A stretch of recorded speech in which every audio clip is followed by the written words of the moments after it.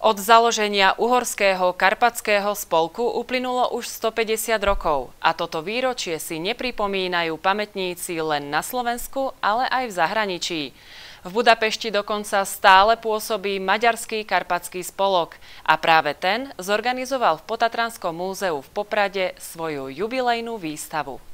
Možno pre niekoho trochu prekvapujúca, ale o to zaujímavejšia výstava zdobí v týchto dňoch priestory Potatranského múzea v Poprade. Maďarský karpatský spolok v spolupráci s občianskym združením Synemetu a zberateľom Miklóšom Nistorom zostavili jubilejnú výstavu pri príležitosti 150. výročia založenia Uhorského karpatského spolku. Jej otvorenie bolo z historického pohľadu na deň presne 10. augusta a že sa to koná práve v našom múzeu, nie je tiež náhoda. Je to unikátne vlastne aj kvôli tomu, že sa tu vyskytnú také predmety, ktoré tu kedysi boli majetkom Karpatského spolku do druhej svetovej vojny. Potom tá pôvodná zbierka bola so svojím spôsobom rozkradnutá, rozpredaná.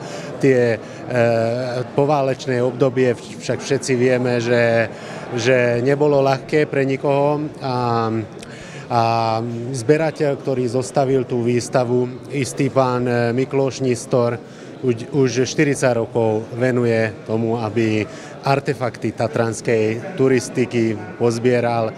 Takže v týchto vitrínach teraz vidíme jeho zbierku. S Uhorským karpatským spolkom je však úzko spojené aj ďalšie múzeum, a to v Kežmarku.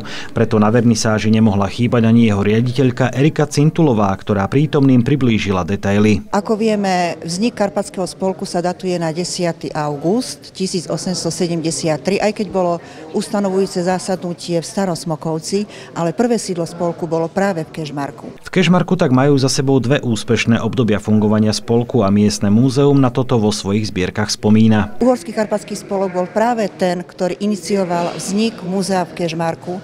Vlastne v Kežmarku sa začali zbierať vzácne zbierkové predmety a to malo byť takým podkladom pre vznik Kežmarského múzea, ale nakoniec situácia sa zmenila a tieto zbierky boli presunuté do Popradského múzea, ako sme to už aj počuli. Vo vitrínach sa v rámci výstavy nachádza množstvo zaujímavých artefaktov a spomínajú sa viaceré známe mená z nášho regiónu, ktoré sa významnou mierou pričinili o rozvoj činnosti Uhorského karpatského spolku.